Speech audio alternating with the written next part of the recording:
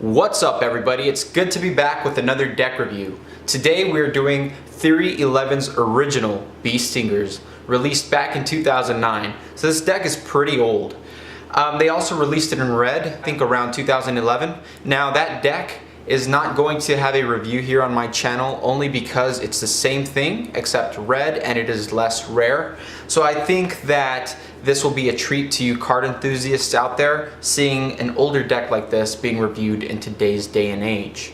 Now, the reason why I'm reviewing this deck is because it deserves respect on my channel. I really think the deck is one of those older, more, I guess you want to say, classic decks that almost started everything.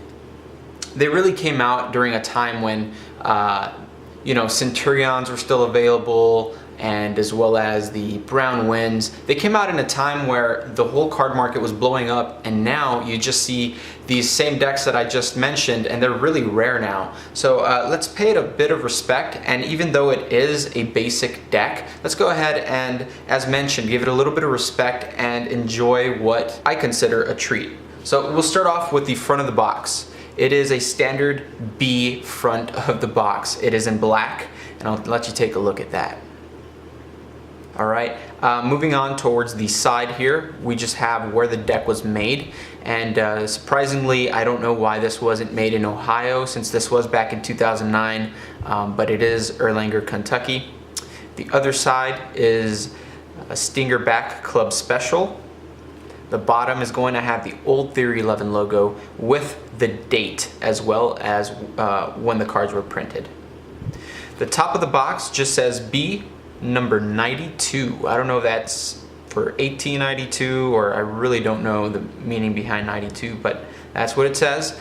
And the back design of the cards. You'll go ahead and see the back design in action here in a little bit, but pretty much what you see is what you get. Just a background of standard Bs that fade into a white border, which is why everybody loves the deck and design so much. Now, as mentioned, this deck is pretty old, so the seal up here is coming loose. It's not glued anymore. Let's see if I can show you. So kind of what you get with the older decks, like Jerry's Nuggets, for example, stuff like that, you start to have the glue come off, and that's what's happening here with this deck. The top flap just gives you some information about B. And lastly, the only thing I should mention about the box is that it does have a embossed finish to it, just as any air cushion finish playing card would have. So it gives it a nice texture, nice luxurious feel. Moving on inside to see what we get with the deck. Again, here's the back design.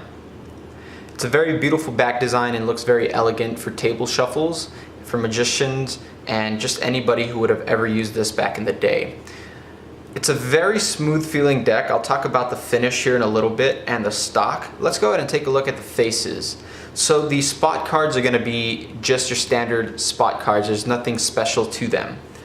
Your royalty is going to be just your normal standard Theory 11 royalty that just has, this one here in particular is just gray, red, and black. Your red is a deep red, just like any Theory 11 deck would be. And we move forward. Moving on to the Joker.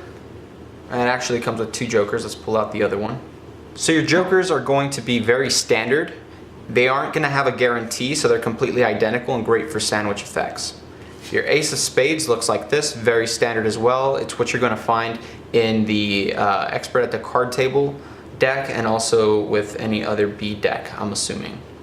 It also comes with a double-backed card, and if you stay towards the ending of the video, I will show you something cool that you can do with this. So having talked about the faces of the cards and the back design, let's go ahead and talk about the feel. This is an older deck, and I've had it in my collection since about 2009. It feels really good. Now, if you store your cards properly, the finish on the deck is going to remain as when you bought it. A good thing about this deck is it still has that, and I hardly play with these cards. I do have a stock of 3 sealed ones in my collection and this open one, so a total of 4. I'm still very much afraid to mess this deck up just because of how priceless it is at this moment. But the feeling of the deck is quite nice. I don't want to say it's something special because it really isn't, but it just feels really good. It feels really smooth and something that we would all be used to in a standard deck of playing cards. The stock is pretty thin. There's nothing B to it about it, in my opinion. I know a B deck is going to be, I've felt other B decks and they are thicker. It's a thicker stock than this, so this is quite thin. There's nothing wrong with that, but it's just not your standard B stock, I would say. So your springs are quite nice because it is a snappy, thin stock. Riffles, also very nice. And your dribbles are also very nice. So the deck overall feels really great. This is possibly an air cushion finish. I don't think that there's any other finish that would be put on it. Your fans look like that. Not the best. I've had other decks that fan way better than this, but the faded borders also make it a little bit difficult to make out the back design when you fan it. Okay, the deck does faro quite easily.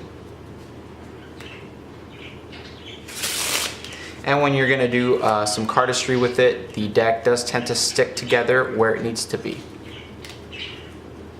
So overall, this deck is a really great deck. If you do have one in your collection, that is awesome because, as mentioned, it's a very, by today's standards, old deck of cards. And it's kind of what started all of this custom decks that we have now. And if you don't have it, it's going to be very hard to pick one up for a cheap price, and even if you can find it at that. With that being said, I hope you did enjoy this deck review. It was kind of short, and the reason for that is the deck, there's really not much to talk about. It is just, as mentioned, a treat, and it's a very basic deck of cards. Moving on, I told you I would show you what you could do with a double backer. Let's go ahead and get right into that. You tell a spectator to choose a card, and if you have another spectator, tell them to choose another card. If you only have one spectator, have them choose 2 cards. Good thing is that they don't have to really remember these cards. Okay, so here's the Jack of Diamonds and the Ace of Spades. You're going to tell the spectators that you're going to go ahead and do something experimental with them, so you flip them face to face. All right, tell them to make sure, and you tell them to try that out as well. They'll see that there's no adhesives, no sticky to it. What you're going to do is say, you're going to grab a pinky break on top of under your double back.